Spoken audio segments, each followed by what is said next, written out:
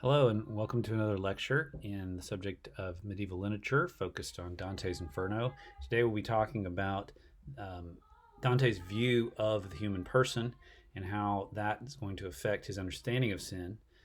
There being three basic parts to the human soul in Dante's understanding, and this, of course, is kind of a reflection of his classical upbringing. Socratic view of the soul is very similar to Dante's, of course. The big difference being that Dante's, is a Christianized version. And so he has all the same kind of presuppositions about the human person that a philosopher like Socrates might have had, only he sees them as working out differently in the fate of individuals in their relationships with God. So let's take a look then.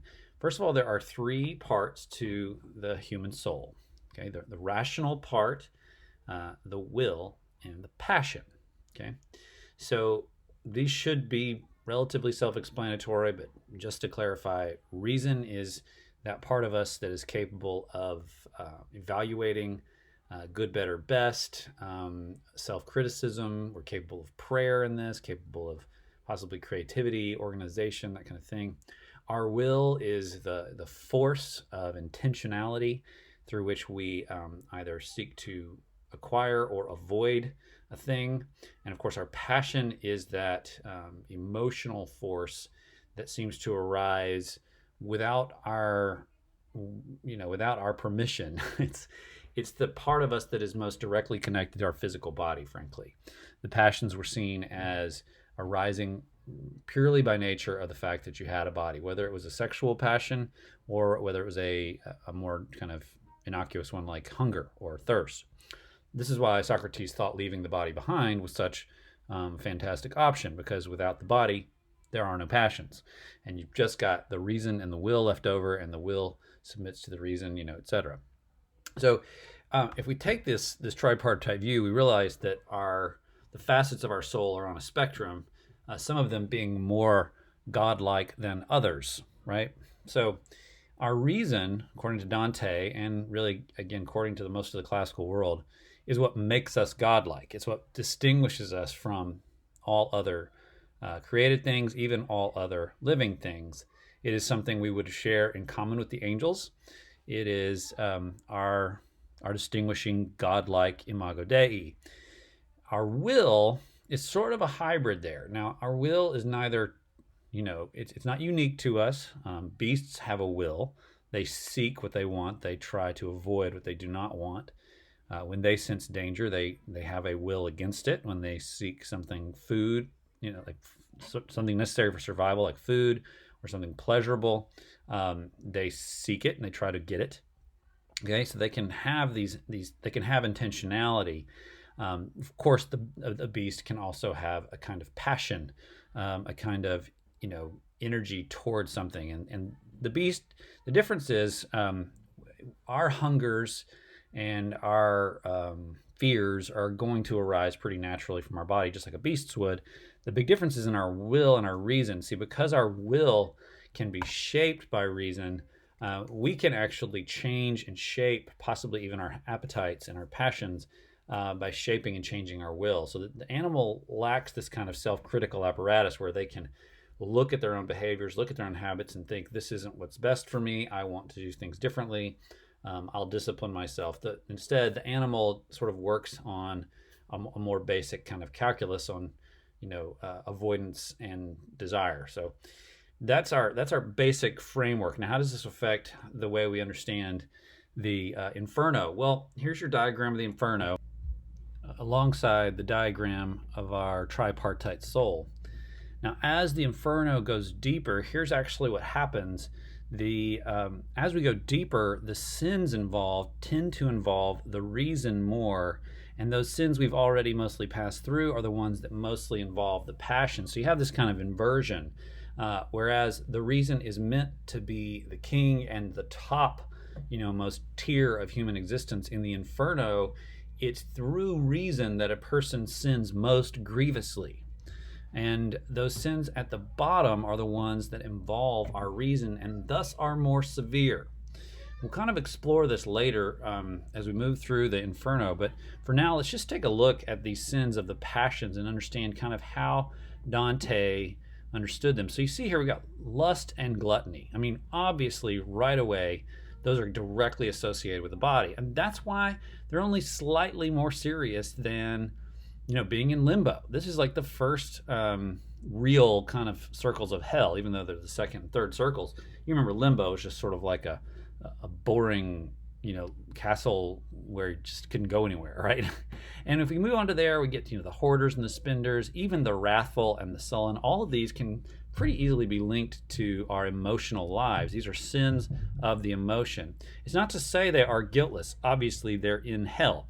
But it is to say that in some regard, these people were not kind of in their right minds, you might want to say. They are, in some sense, slaves to passion. They are not using their full capacity as human beings in actualizing these sins. Rather, they are behaving a little bit too much like animals. You see, the problem here is they did not fully actualize their humanity. They actually just let their beast side kind of take over. Now, in the middle ground, we have the will, and in the seventh circle, you have the violent. Okay, the ones who are violent. They are, again, now kind of taking a little bit of a next step. They are exerting more of their human nature toward the end of sin. These are people that have, committed murder knowingly, who have killed themselves knowingly. We'll talk a little bit about why sodomy or homosexuality there is included in this, but we'll get to that in a minute. And then the bottom circles of hell, okay, 8th and 9th, are reserved for the frauds, people who have knowingly calculated a deception against other people. This is the worst possible kind of sin in Dante's mind because it fully actualizes all human capacities, but it actualizes them to a wicked end. So, in a sense, these people at the bottom of hell are the symmetric opposites of Christ. They are full humans exerted toward everything Christ was against. If you want to, it wouldn't be too much of a stretch to call those who commit fraud anti-Christs. Okay? So one more time, just note here, by the way, that wrath and violence, which you and I would probably put together, they're separated here because wrath is really a problem with passion and emotion, okay? Whereas the violent person is actually calculating a little bit more. There's a little bit more purpose, a little bit more intentionality, and that's why it goes deeper into hell.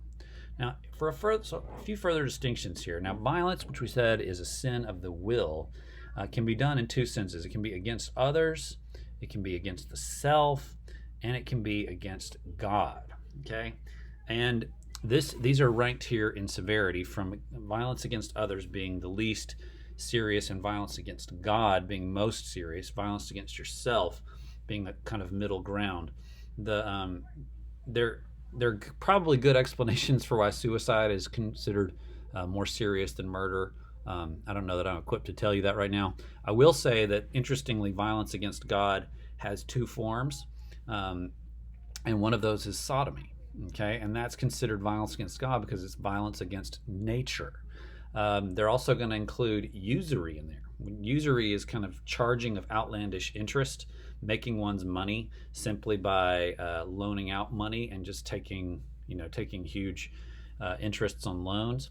That's also violence against nature because it's God's design that we work for our living, right? And so if you sort of circumvent that through usury, you are committing violence against God through nature. And then there's the more direct violence against God, which is outright blasphemy. Notice that blasphemy, though, is going to be different than heresy. Heresy's a strange kind of middle sin there between passion and will. Again, I don't know that I'm equipped to explain exactly why that one is where it is, but it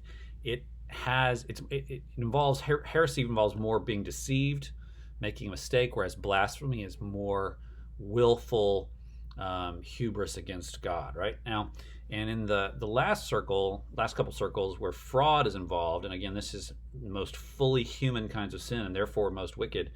There are two kinds of frauds. There's the breaking the bond of nature, which is sort of like our common understanding with all people. And then there's the most serious of all, the breaking the bond of love. This is why we're going to find guys like Judas and Brutus and Cassius down in the bottom.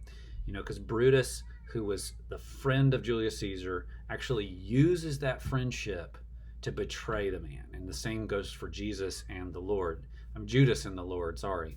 Judas was friends of Christ, and he used that friendship actually to deceive the Lord, to betray him. I won't say deceive the Lord. That's not appropriate. I think the Lord knew what was going on.